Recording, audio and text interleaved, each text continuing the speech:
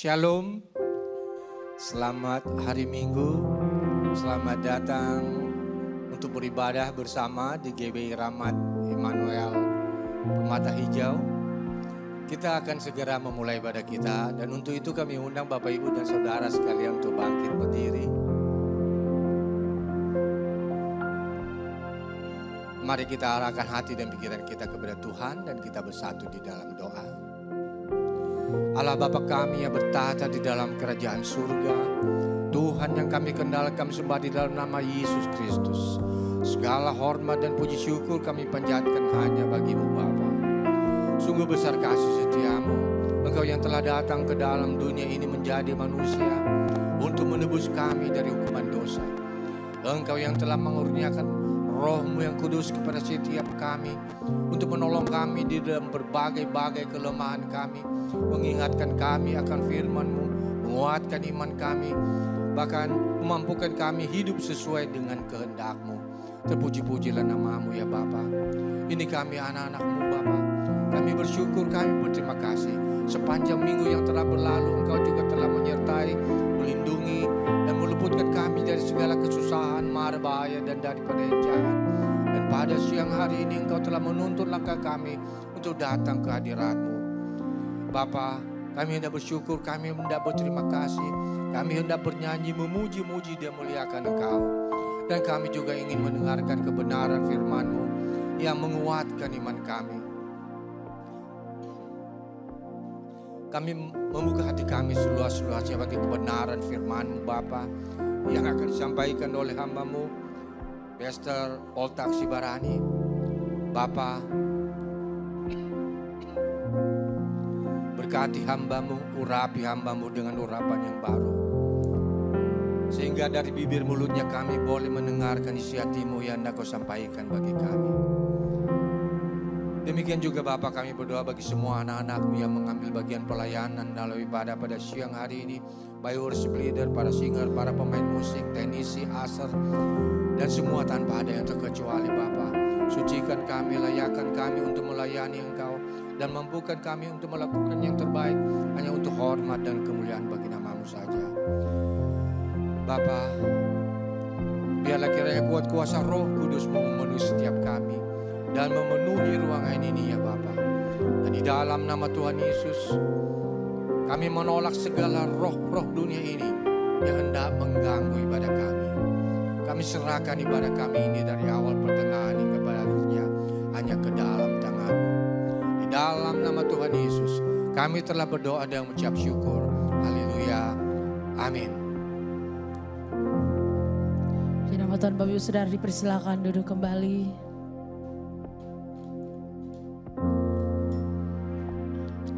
Mari saat ini kita mau bawa pujian penyembahan kita yang terbaik kepada Tuhan. Karena kita bersyukur untuk setiap kebaikan dan anugerah Tuhan yang melimpah dalam kehidupan kita. Oleh sebab itu, biar kita sama-sama mau bawa hati kita, penyembahan kita kepada Tuhan.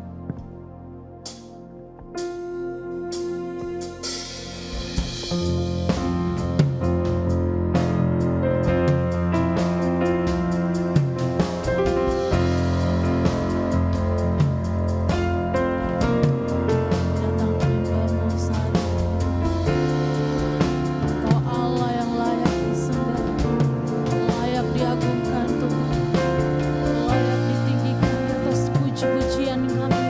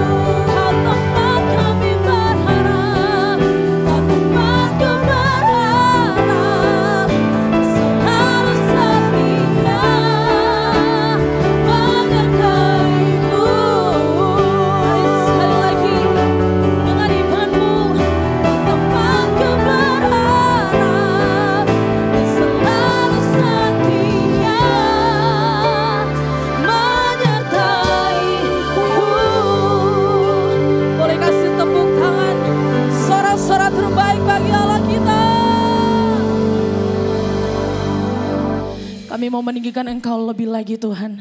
Karena kami percaya kuasa-Mu tak pernah terbatas, itu akan melawat setiap kami yang hadir saat ini. Dan kami mau terima setiap pengurapan kuasa-Mu Tuhan. Dalam nama Tuhan Yesus, mari jemaat Tuhan yang percaya dan yang siap memuji Tuhan bersama-sama kita katakan amin. Shalom Bapak Ibu Saudara, bersuka cita hari ini, amin. Boleh bagikan sukacita Bapak Ibu Saudara ke samping, kiri, kanan, depan, belakang. Berikan salam, berikan senyuman yang terbaik. Kita mau bersorak meninggikan Tuhan. Haleluya. Sebab Dia Allah yang besar dan layak dipuji. Mari naikkan pujian ini, katakan besarlah Tuhan dan layak dipuji.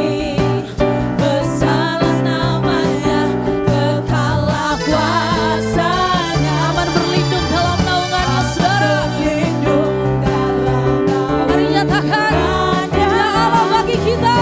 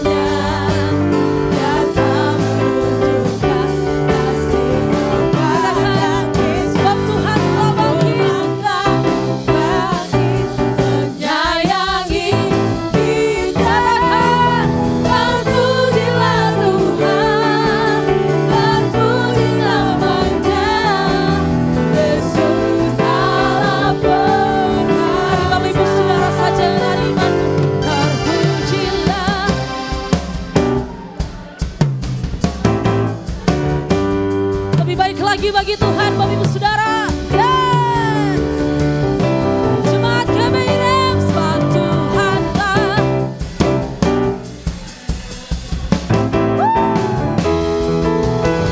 Pujilah Tuhan. Yesus. Mari sekali lagi, Bapak Ibu Saudara, angkat suaramu. Terpujilah Tuhan.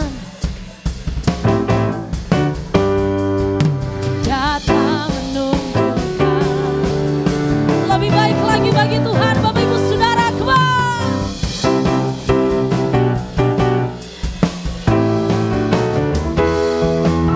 Terpujilah Tuhan, terpuji namanya. Yesus Allah perkasa, Yesus Allah perkasa, Yesus Allah perkasa. Lagi katakan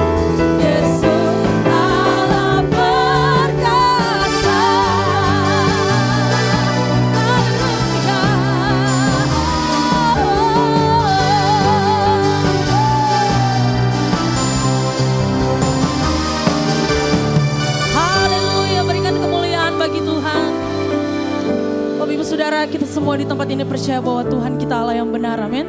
Kau yang percaya boleh lambaikan tanganmu bagi Tuhan. Sekali lagi berikan tepuk tangan yang paling dahsyat bagi Allah kita. Kita mau terus meninggikan Tuhan. Engkau Tuhan yang benar.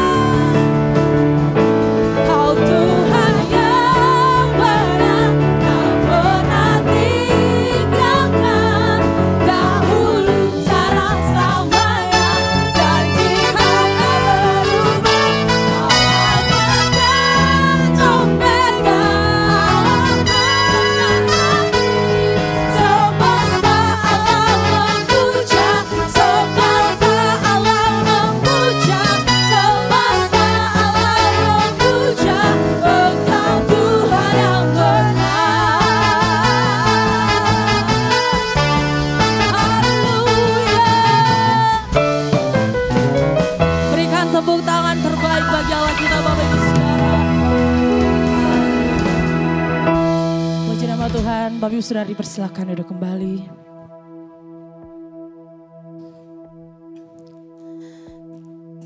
Mari sama-sama kita mau siapkan hati kita untuk mendengarkan kebenaran firman Tuhan. Kita menaikkan pujian bagi Tuhan.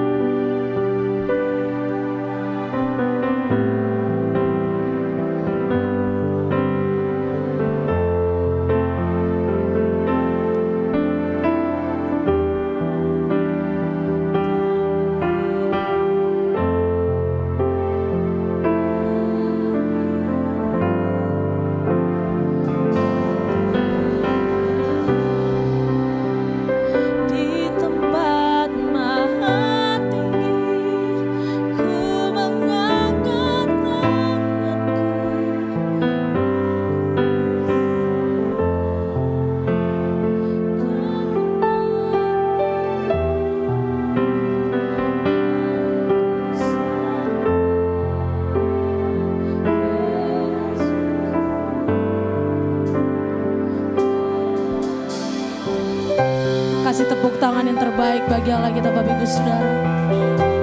Lebih lagi kita menaikkan pujian ini bagi Tuhan. Firman-Mu berkata Kau besertaku, maka kuat roh dan jiwaku. Tangan-Mu Tuhan selalu ku nantikan, di setiap langkahku percaya.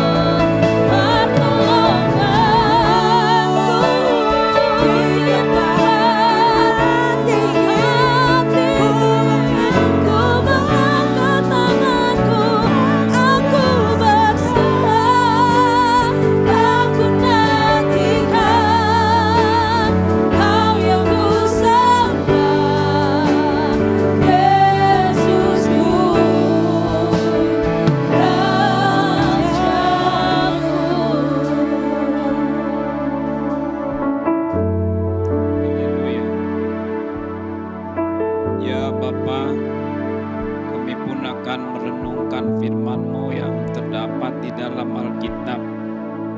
Biarlah firman yang akan kami renungkan ini dapat kami mengerti, supaya lebih mudah kami terapkan dalam hidup sehari-hari. Juga dapat kami beritakan ulang dengan tepat kepada sesama kami. Berfirmanlah ya Bapa, kami bersedia untuk mendengar. Hanya di dalam nama Tuhan Yesus Kristus, dalam persekutuan Roh Kudus. Haleluya. Amin. Puji Tuhan. Silakan duduk Bapak Ibu. Shalom.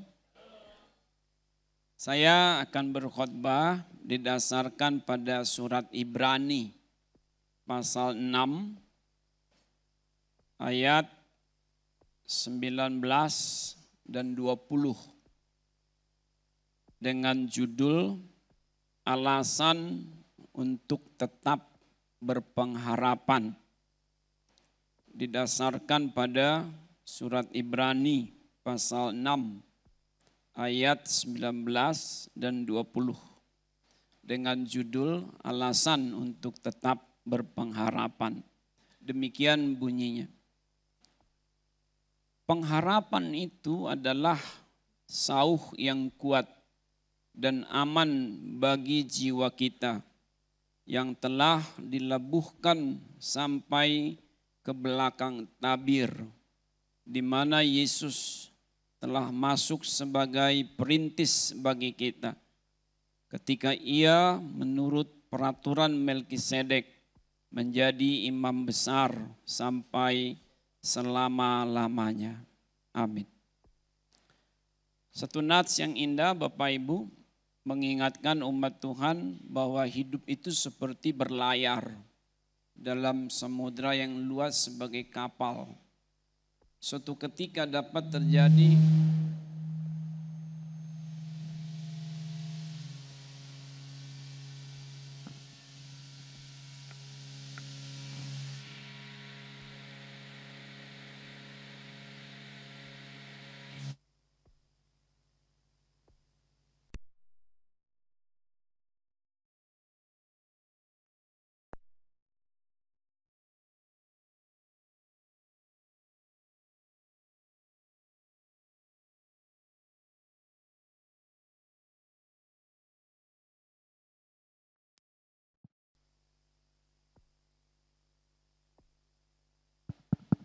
ya, tes, shalom. Sudah Bapak? Iya. Terima kasih ya. Memang ada sesuatu yang salah dengan suara saya. Jadi perlu penyesuaian. Maklum ya, jarang ketemu. Jadi tadi saya kan atau kita sudah membaca surat Ibrani pasal 6 ayat 19 dan 20. Ini nats yang indah mengingatkan umat Tuhan bahwa hidupnya itu seperti orang yang sedang berlayar. Naik perahu atau kapal dalam samudra yang luas.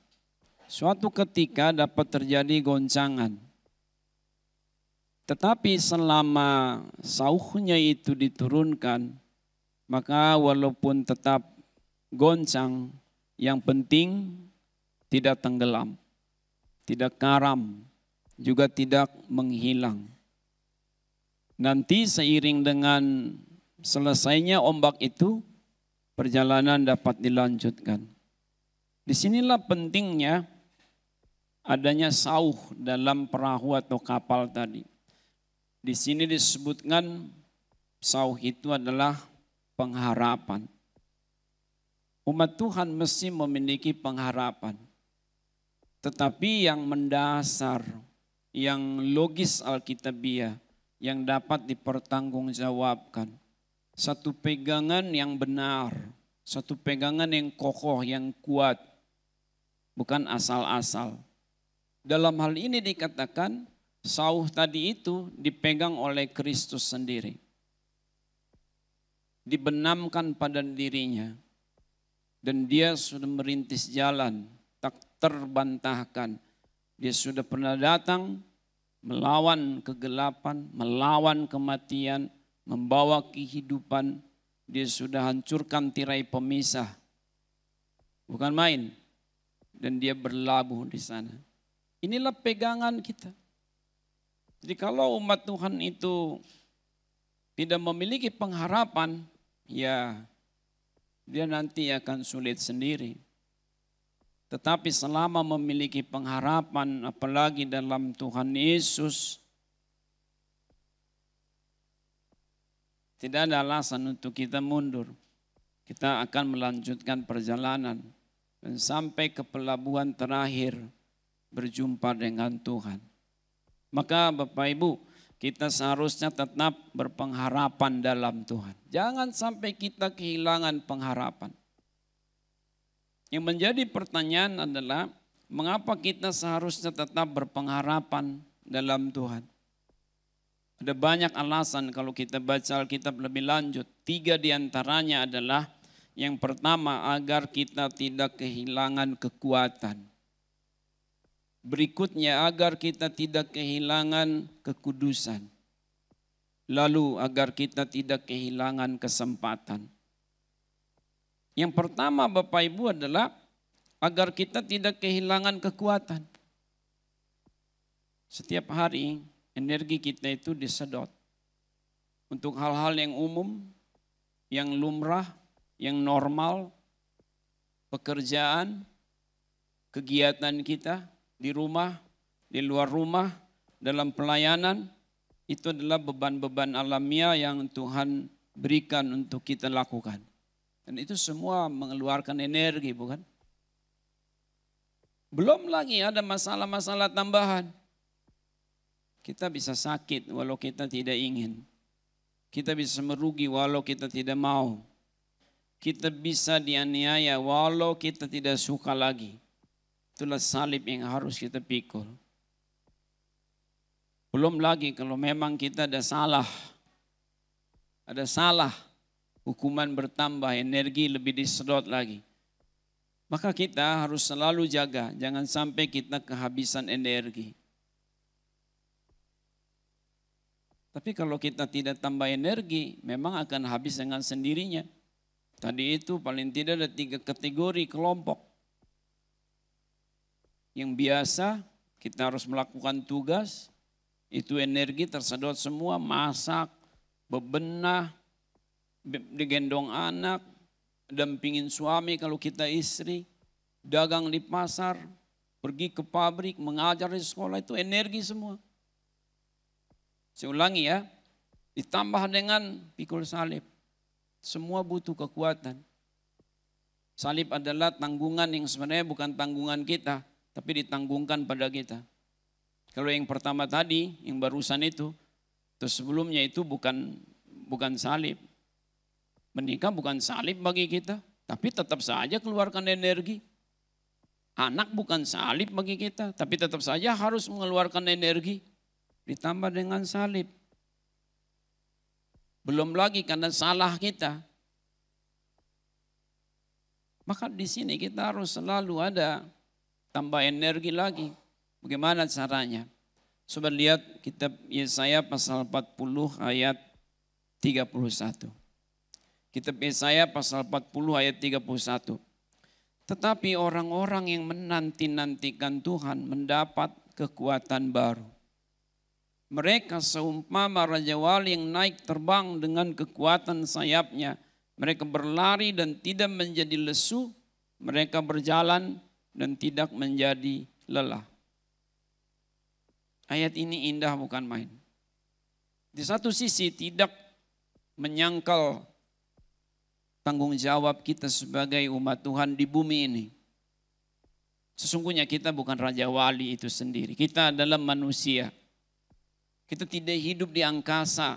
Kita hidup di bumi ini, nginjak tanah. Kita harus ke dapur, kita harus ke pasar, kita harus berlari. Raja Wali tidak berlari, Raja Wali tidak berjalan. Dia terbang. Kita harus berlari, kita harus berjalan sambil gendong anak, sambil jajakan dagangan. Tapi kita bisa tidak lelah lagi, bisa tidak tidak capek lagi, tidak lesu lagi. Bukan karena kita tidak ada pekerjaan, kita tetap bekerja, kita tetap beribadah, kita tetap melayani, tetap sekolah. Tapi kok di sini apa kelebihannya? Tidak menjadi lesu, tidak menjadi lelah. Kenapa? Ada tenaga dari Tuhan yang memampukan dia. Ada energi ekstra, energi terbarukan masuk dalam dirinya. Kalau tidak, lihat ayat 30.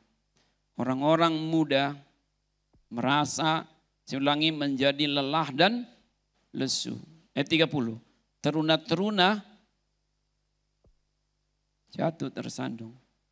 Pilihan ada di tangan kita. Kita mau datang sama siapa? Datang pada Tuhan. Kalau kita tidak berpengharapan pada Tuhan, ya lemah kita. Siapa sanggup disedot terus energinya? Ya jatuhlah dia. Maka ketika kita sebelum jatuh masih letih lesu, datanglah kepada Tuhan. Nats yang umum tapi indah bukan main juga. Matius 11 ayat 28, 29, 30. Marilah kepadaku semua yang letih lesu dan beban berat, aku akan memberikan kelegaan kepadamu. Jadi kalau kita tetap berpengharapan, kita tidak kehilangan kekuatan. Kalau soal masalah Bapak Ibu, Tuhan kan tidak pernah berkata, kalau kamu ikut aku, kamu tidak ada masalah lagi ya.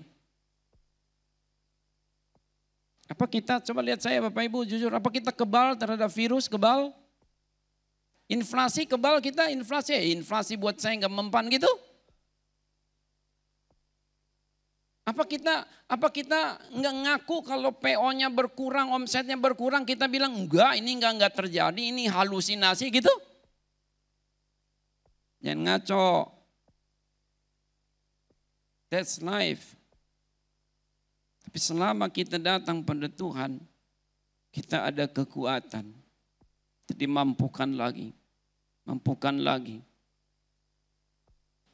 Tadi saya bicara soal salib. Tidak enak memang ya, tapi itu fakta. Dan itu justru kelebihan umat Tuhan. Pikul salib. Jangan lihat salib dari negatifnya, justru positifnya. Coba lihat Mazmur 34 ayat 20. Bapak Ibu kalau dengar khotbah saya mesti siap buka Alkitab. Jangan tidur, jangan ngantuk, dan jangan suka lihat jam. Saya tahu kapan akan berhenti. Yang serius, supaya ada berkat. Saya tidak ada apa-apa buat Anda. Saya ini juga pendeta tamu, saya harus tahu diri. Anytime jadwal saya bisa dipotong, walaupun sudah 1 tahun sebelumnya. Paling tinggal nanti disebut manajemen berkata, ya sudah saya tahu diri. Tapi kalau Anda dengarkan baik-baik firman ini, siapapun yang mengkhotbahkan ya kawanku, kau diberkati. Coba lihat Mazmur 34 ayat 20. Kemalangan orang benar sedikit saja. Sebab Tuhan tidak membiarkan dia. Begitukah? Bapak Ibu, apa begitu? Kemalangan orang benar banyak, kok banyak ya dia orang benar, kok banyak kemalangannya. Anda mau tafsirkan ini bagaimana? Nggak jadi Kristen, nggak jadi dibaptis setelah lihat ayat ini? Kemalangan orang benar itu banyak, tapi bukan titik, apalagi final, baru koma itu. Tetapi Tuhan melepaskan dia dari semuanya. Kemalangan orang benar banyak. Justru itulah yang menjadi alat peraga bagi kita untuk memperlihatkan kuasa Tuhan. Gimana kita akan bicara kesaksian kesembuhan ilahi, kita sendiri nggak pernah sakit. Saya tidak suka ya sakit. Tapi ketika kita sakit langsung berpikir positif dong. Wah, saya sakit nih sebentar lagi sembuh. Maka saya akan bertambah nih kesaksian saya. Kemalangan orang benar banyak, tapi Tuhan melepaskan dia. Maka di sini kita harus menjaga pengharapan kita. Amsal pasal 18 ayat 14. Orang yang bersemangat dapat menanggung penderitaannya, tetapi siapa yang akan memulihkan semangat yang patah? Menurut ayat ini semua orang punya masalah enggak? Punya penderitaan masing-masing kan? Tapi yang menanggapinya dua jenis. Ada yang tetap bersemangat, ada yang tidak bersemangat lagi. Yang tidak bersemangat, habis dia. Tidak dipulihkan. Tapi yang bersemangat menanggung penderitaannya, dia dapat menanggung penderitaannya. Dia sembuh lagi dari sakitnya, pulih lagi dari keterpurukannya, dia bisa bayar lagi itu iuran, dia bisa lunasi lagi itu utang, dia bisa berdamai lagi dengan orang yang menyakitinya. Sebab apa? Dia kuat. Dia kuat. Karena Tuhan memberikan dia kekuatan. Maka nantikan Tuhan. Makan makanan rohani yang diasupkan oleh Tuhan. Firman lagi. Firman lagi. Kekuatan roh. Kekuatan roh. Begitu kita merasa lemah, maka kita harus kunyah lagi firman itu. Renungkan lagi firman itu. Kuat lagi. Secara jasmani kalau kita ini tidak makan 3 hari apa yang terjadi? Jatuh. Maka kita harus makan 3 kali sehari, bukan gak makan 3 hari. Kecuali puasa. Puasa pun ada alasannya kan, dengan puasa Senin Kemis. Hanya kebiasaan belaka. Itulah ahli-ahli Taurat. Puasa mereka tapi tidak menikmati hasilnya karena tidak puasa menurut firman. Kalau kita makan firman. Jadi kalau ada orang ngadu ya, aduh aku lemah nih. Oh oke. Saya siapkan makanan ya, duduk. Ini makanan rohani, beritakan firman yang dialih bahasakan. Sehingga dia kuat lagi. Gitu ya Kak? Gitu ya Bang? Iya. Jalan lagi kita. Mampu lagi. Setiap mau putus asa, makan lagi firman. Kuat lagi kita. Persoalan dalam rumah tangga. Macam-macam. Kalau kita mengadu kepada orang-orang di dunia ini. Ginilah, gitulah, pendekatan psikologis lah, inilah apa. Orang bisa bohwat loh. Tapi kita umat Tuhan tidak ada bohwat dalam diri kita. Kita percaya kasih kuasa Tuhan yang menerobos, dia mampu melakukan segala perkara, tidak ada yang mustahil bagi dia. Aku percaya.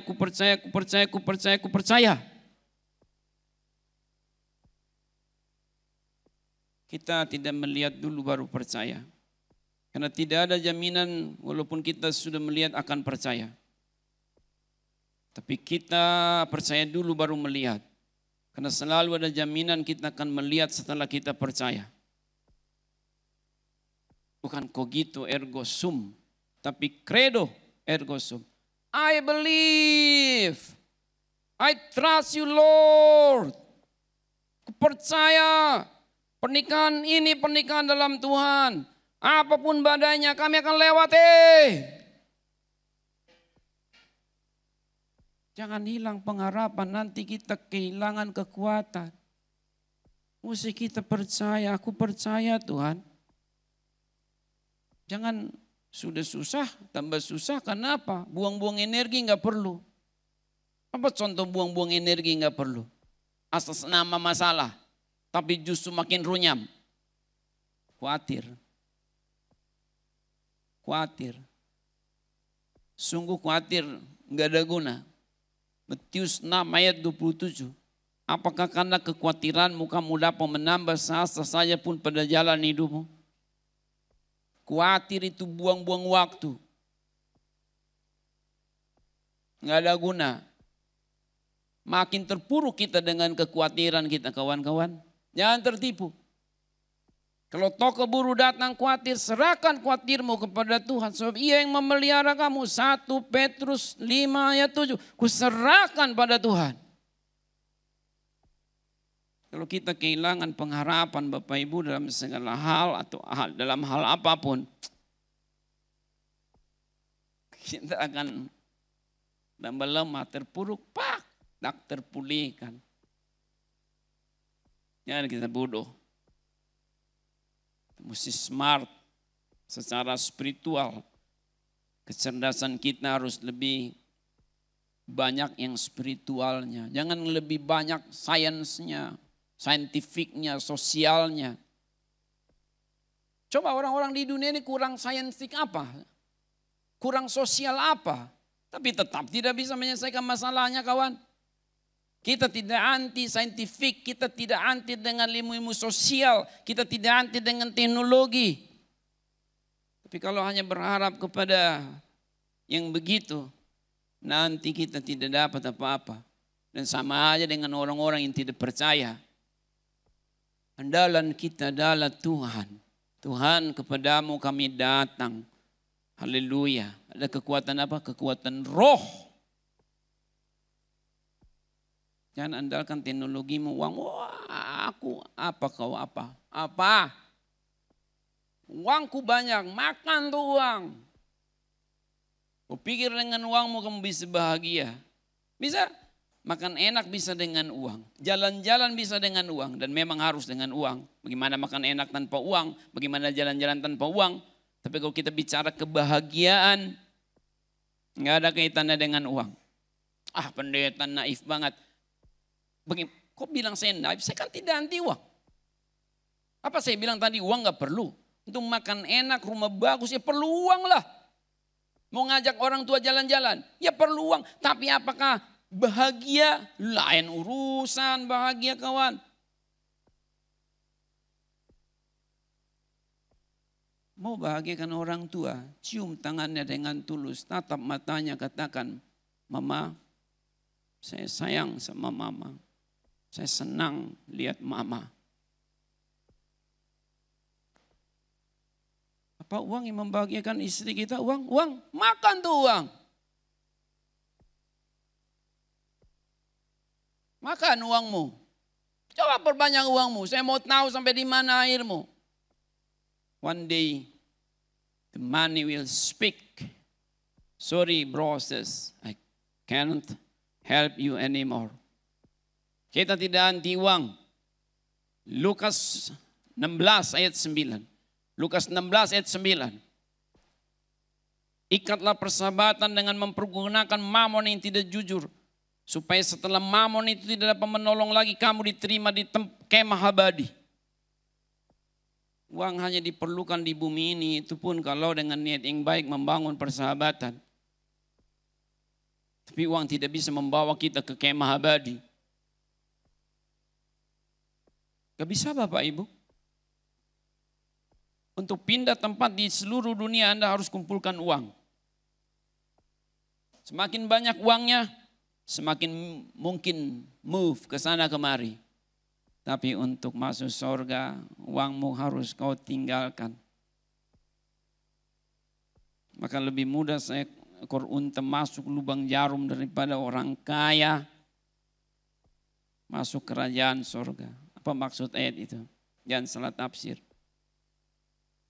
Maksudnya adalah siapapun harus meninggalkan kebisaannya supaya dia diselamatkan Tuhan.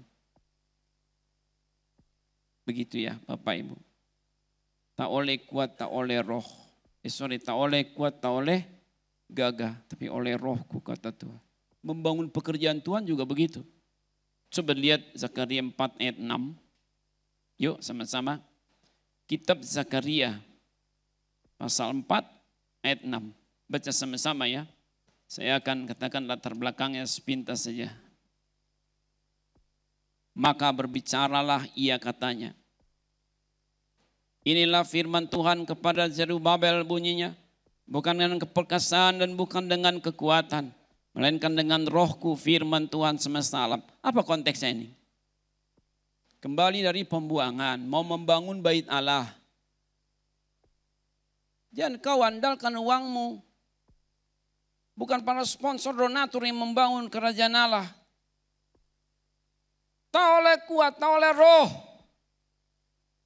Para pendeta banyak berdoa, banyak puasa, terjadi mujizat, orang akan datang sendiri. Jangan andalkan yang lain lebih dari mengandalkan Tuhan. Berlutut, angkat tangan, Yesus.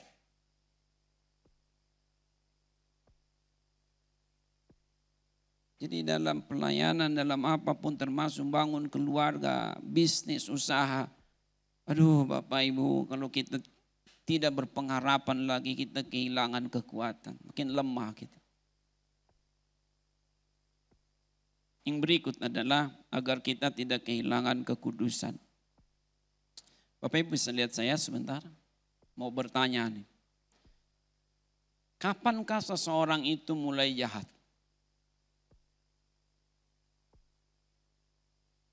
Kapan orang mulai jahat?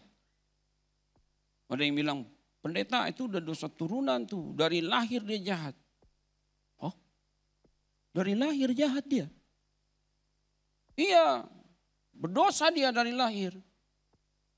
Tapi kok saya nggak pernah lihat kakek, nenek, opa, oma, opung, bapak mamanya begitu lihat anak yang lahir, aduh orang jahat nambah.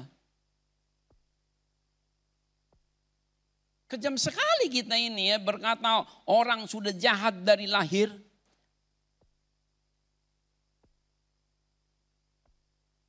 Kejam ya. Bapak Ibu, kalau orang jahat dari lahir, jahat apa dia? Apa jahatnya dia? Ayo dong, harus konkret. Tanggung jawab kalau bicara.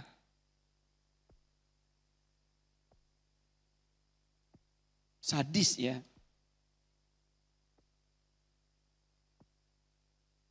Orang jahat kalau berbuat jahat. Pencuri ya kalau mencuri. Fair kan cengli. Seorang anak belum ngapa-ngapain jahat. Kapankah seorang jahat? Apakah kita melahirkan orang jahat? Enggak lah. Yohanes 9 ayat 1-3.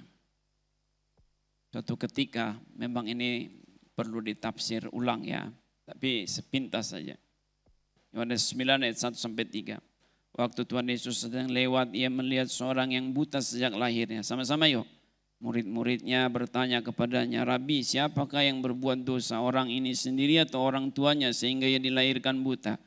Jawab Tuhan Yesus. Yuk sama-sama. Bukan dia dan bukan juga orang tuanya, tetapi karena pekerjaan-pekerjaan Allah harus dinyatakan di dalam dia. Jadi kapan orang jadi jahat ya? Kita persingkat urusan. Suami, satu lagi. Apakah kita menikahi orang yang jahat Bapak Ibu?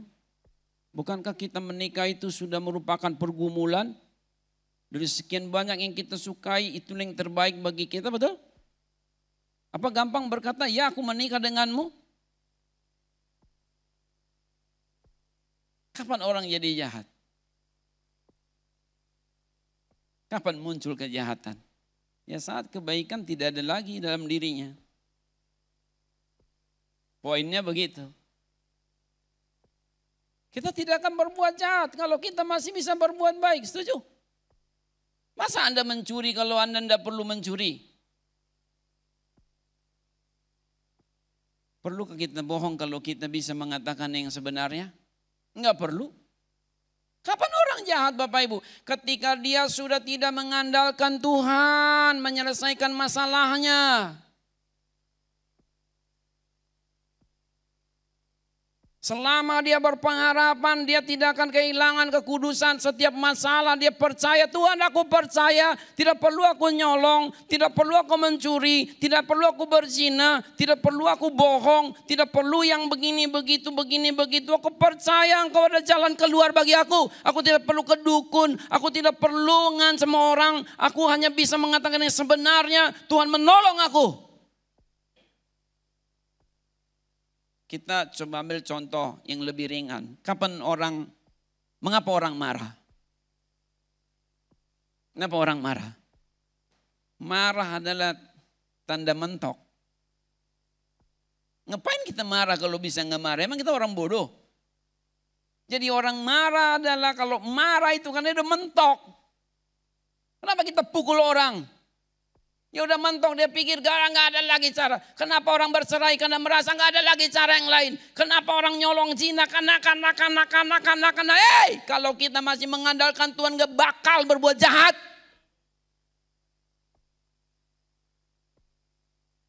Maka kalau kita kehilangan pengharapan, kekudusan kita juga akan menyusul sirna. Tapi selama kita ini masih ada jalan, masih ada Tuhan, maka kita akan tetap bertahan. Maka satu-satunya cara menjauh dari kejahatan apa? Coba lihat ayat masyhur. Amsal 3 ayat 5, 6 dan 7. Amsal 3 ayat 5, 6 dan 7. Percayalah kepada Tuhan dengan segenap hatimu. Dan janganlah bersandar kepada pengertianmu sendiri. Akuilah dia dalam segala lakumu, maka ia akan meluruskan jalanmu. Janganlah menganggap dirimu sendiri pandai, takutlah akan Tuhan. Dan jauhilah kejahatan. Jadi supaya kita jauh dari kejahatan, mendekat pada siapa? Tuhan. Pastilah ada input-input dari kiri kanan. Gini aja bang, kau pukul aja dia. Kau enggak salah kok. Sudahlah, mama udah pusing, kata ibu mertua itu. Mama udah pusing, stres, cerai aja kalian.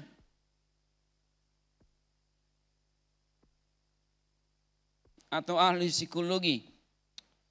Kulihat kalian sudah sejak lama ribut. Dan suamimu bandel, kamu juga enggak mau berubah, sudahlah. Anggap saja suamimu hanya dalam imajinasimu. Kecuali kalian mau cerai. Happy-happy aja kau Ci, happy. Tapi jangan kau berpikir kamu akan bisa lagi dengan suamimu. Saran-saran apa itu? Berbahagialah orang yang tidak hidup menurut nasihat orang fasik, yang tidak berdiri jalan orang berdosa, yang tidak duduk dalam kumpulan pencemooh. Tetapi yang kesukaan ini Taurat Tuhan dan merenungkan Taurat Yesus, dan mereka akan menjadi pohon yang ditanam di tepi aliran air, diberkati. Kita tidak usah jahat Bapak Ibu, kita tidak akan jadi kehilangan kekudusan kalau kita punya pengharapan. Ngapain kita ganggu pacar kita dengan niat yang aneh-aneh, dengan alasan, oh kalau aku sudah ambil dulu ininya nanti dia kan kelepek-kelepek, dia tidak akan lari kemana-mana. Jahatmu. Jahat benar kau. Kalau kita niat baik mau menikah, Tuhan akan berkati. Kalau itu jodoh kita nggak kemana-mana. Jangan kamu saya niat jahat. Pandang Yesus. Yesus, ini jodohku, tidak lari kemana-mana. Nah, kalau dia menghilang, Tuhan adalah cari yang lain yang lebih baik buat aku. Aku percaya.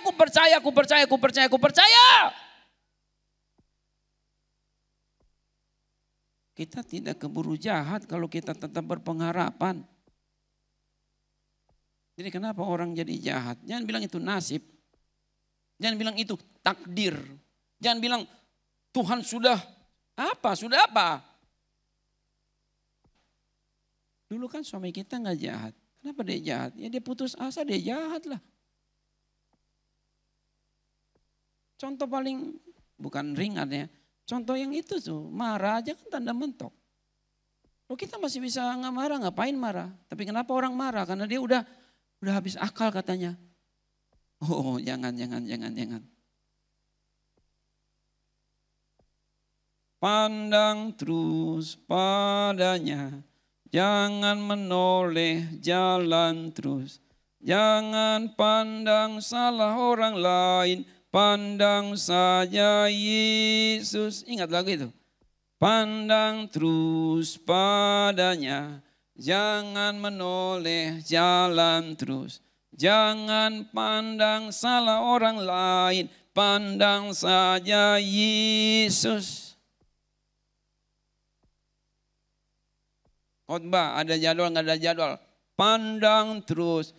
Dagangan laku nggak laku, pandang terus. Ada anak atau tidak anak, atau belum dikaruniai anak, atau sudah dikaruniai, pandang terus. apa adanya. Enggak, kita enggak jadi jahat. Kita enggak jadi jahat. Selama kita berpengharapan pada Tuhan, enggak akan muncul pengaruh-pengaruh yang tidak baik. Kita ada berkat Tuhan. Kita tidak usah iri hati dengan orang lain, tidak perlu. Tuhan itu maha baik. Angkat saya tangan, Tuhan. Mesti ingat, kalau kita angkat tangan diapain? Dalam perang sekalipun kalau angkat tangan diapain? Silakan duduk. Anda jadi musuh saya yang terhormat. Have a seat. Anda akan dipulangkan baik-baik. Tapi kalau ngotot, udah nggak tahu, udah nggak mampu, cari-cari masalah, pak! Angkat tanganmu. Tuhan Yesus, aku angkat tangan. I surrender all. I surrender all. Angkat tanganmu kawan. Keburu kau jatuh. Masih ada pertolongan. Ulurkan tangannya sekarang. Tuhan itu senang sekali. Bukan melihat orang nangis. Tapi tidak akan menolak orang yang datang sambil menangis. Sebab dia Bapa yang baik. Coba lihat ayat ini, Mazmur 34 ayat 19. Mazmur 34 ayat 19. Tuhan itu dekat kepada orang-orang yang patah hati. Dan ia menyelamatkan orang-orang yang remuk jiwa. Kalau saja kita pernah lihat baik-baik ya, seorang ayah atau ibu. Kita lah secara umum. Kalau anak kita menangis di sana, senang dah kita? Tolong jawab. Tidak. Langsung jawab saja tanpa terlalu banyak mikir kalimat tanya berikut ini ya. Tapi dia sambil nangis datang pada kita, senang gak kita? Aneh ya. Kenapa anak kita nangis saja kita gak senang. Tapi ketika dia sambil menangis datang, kita kok senang dalam, bukan lagi tangisan yang kita senangi. Tapi kedatangan itu, anakku apa mau apa nak, kenapa nak? Datang pada Tuhan. Datang. Jangan menjauh. Datang. Bapak. Ada satu ayat yang jarang dibaca. Tapi ini indah bukan main. Mazmur 131 ayat 2. Coba kita lihat cepat saja ya. Tolong ya Bang ya. Mazmur 131 ayat 2. Apa disebut? Sesungguhnya aku telah menenangkan dan mendiamkan jiwaku seperti anak yang disapih berbaring dekat ibunya. Ya, seperti anak yang disapih jiwaku dalam diriku. Tahu disapih? Sapi berarti dia tidak lagi dikelonin. Sapi berarti disapih berarti dia tidak lagi minum ASI. Betul tidak? Sudah cukup mandiri. Sama seperti Samuel di dalam kitab 1 Samuel pasal 1 dan 2. Setelah dia disapi karena dia anak yang dinazarkan, dia diantar ke bait Allah. Betul tidak? Sampai dia disapi. Disapi berarti sudah cukup mandiri. Tetapi Daud berkata apa? Aku memang sudah mandiri. Aku memang sudah ada pekerjaan sendiri. Aku sudah ada gaji. Aku sudah mandiri. Tetapi aku tetap butuh Tuhan.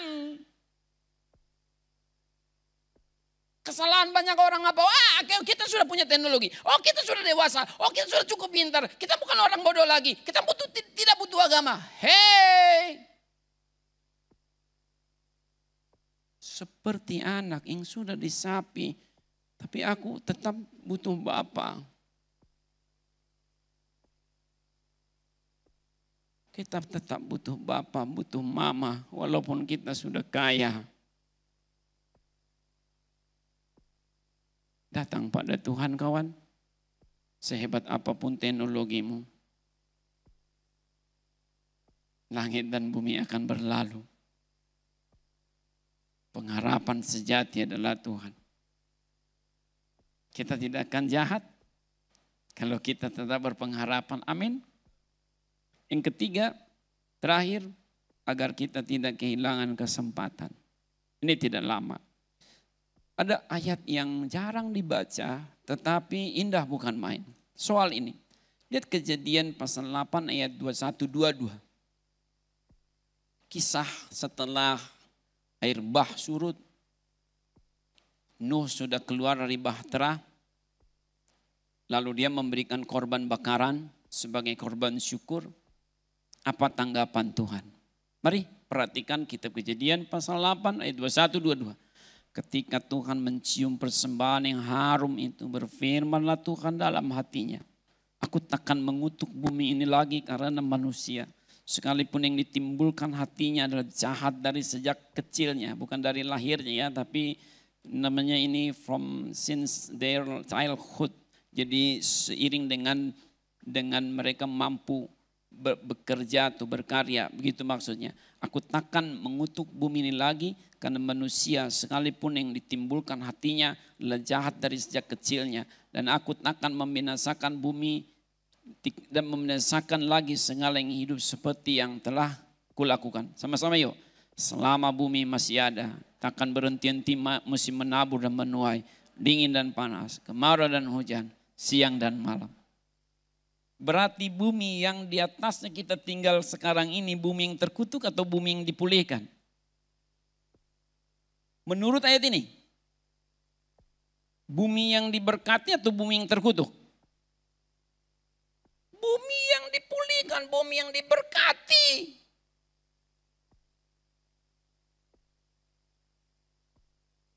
Selama bumi masih ada, takkan berhenti-henti musim menabur, menuai, dingin, panas, siang, malam, kemarau dan hujan. Kesempatan demi kesempatan ada. Kalau toh hari ini gelap, nanti akan datang lagi siang lagi. Tapi kalau kita keburu, bohwat tadi putus asa, give up, tapi give up-nya negatif. Dia bukan berserah tapi menyerah. Apakah besok kau akan lihat kesempatan? Bagaimana aku akan lihat kesempatan? Bagaimana aku akan lihat kesempatan besok? Sekarang aku sudah mengakhiri diriku sendiri. Hari ini aku putuskan kita cerai kepada pasanganku. Besok masih bahagia keluargaku? Tidaklah, udah cerai.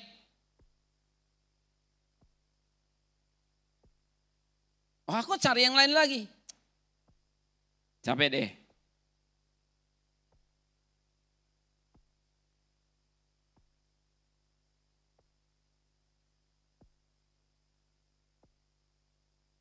Jadi pikir baik-baik. Mau melihat gak kesempatan? Mau melihat kesempatan, jangan putus asa. Kalau mau melihat hari esok, bertahan hari ini. Bumi yang di atasnya kita tinggal bukan bumi yang terkutuk. Bumi yang dipulihkan, diberkati. Teruskan pekerjaan, teruskan pelayanan, teruskan semuanya. Teruskan. Ada mujizat saat kita bersyukur.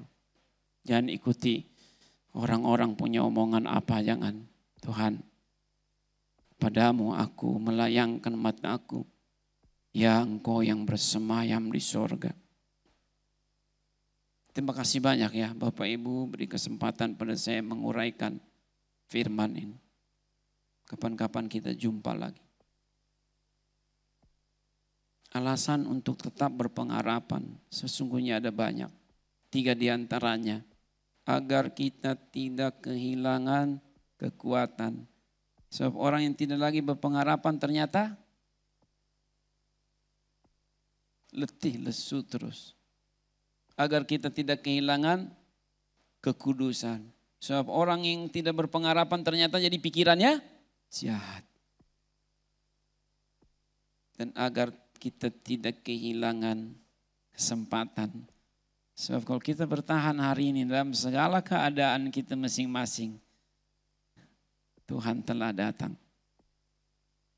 Mari tunduk kepala perlahan-lahan. Jangan takut Bapak Ibu. Dia ada berkat bagi kita. Anugerahnya nyata bagi kita. Dalam nama Tuhan Yesus. Dalam nama Tuhan Yesus. Para musisi mana gerangan? Boleh sebuah pujian.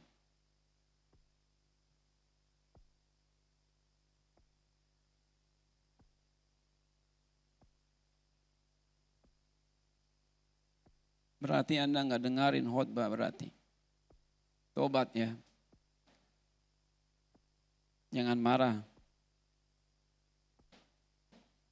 Mungkin mereka istirahat tadi. Tapi harus ada yang piket.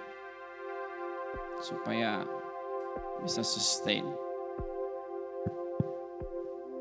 Boleh bang? Dia bang. Saat ku tak melihat jalan,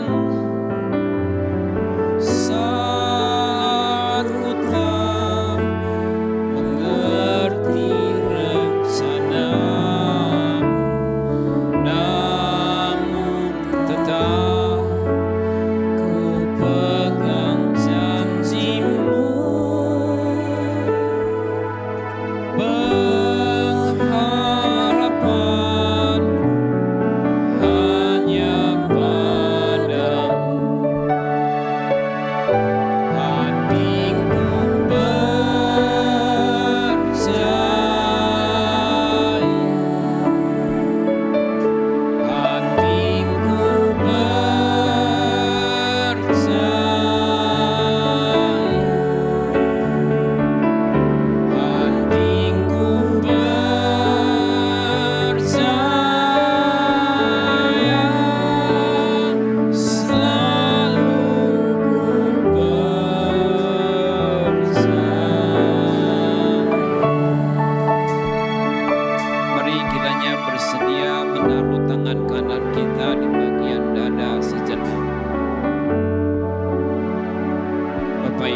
Saudara, kawan-kawan dalam Tuhan, apa gerangan yang menjadi pergumulan masing-masing, dan apa juga suara Tuhan bagi kita secara pribadi hari ini.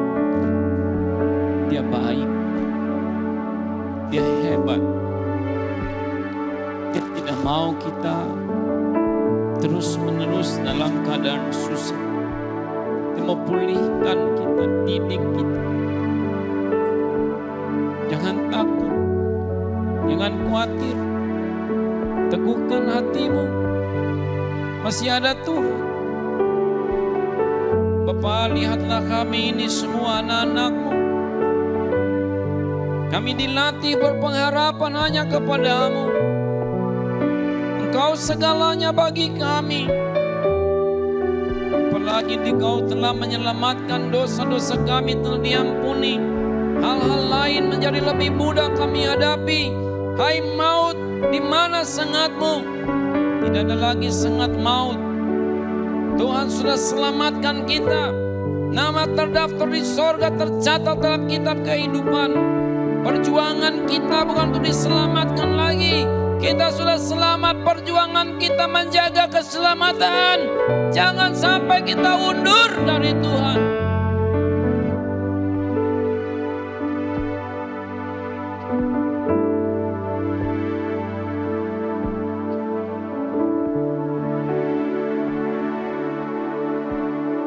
Berkati gereja kami ini Tuhan.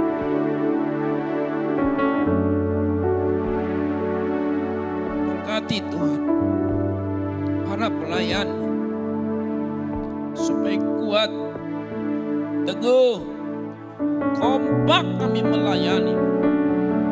Kami sudah diberikan tempat di sini begitu indah, begitu baik.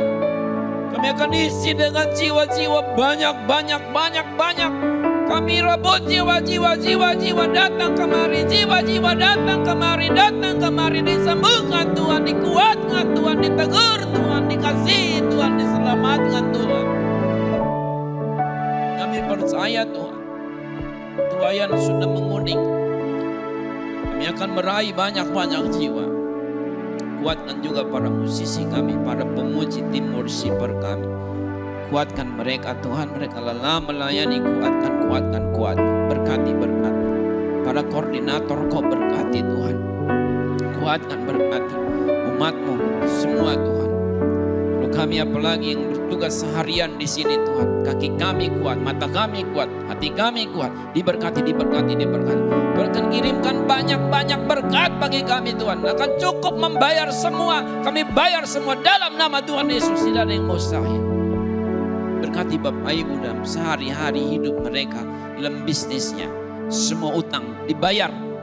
Semua terbayar dengan ajaib luar biasa. Tuhan buka tingkap-tingkap berkat. Tuhan berkati kami lebih lagi. Gaji penghasilan kami up. Tuhan memberkati 30, 60 sampai 100 kali lipat ganda. Tidak ada yang mustahil buat Tuhan. Kami tetap bekerja dan Tuhan yang memberkatinya. Yang mencari jodoh tahun ini biar dapat jodoh dalam nama Tuhan Yesus. Yang sedang menunggu kelahiran anak tahun ini dapat kelahiran anak. Tidak ada yang mustahil buat Tuhan. Terima kasih Bapak.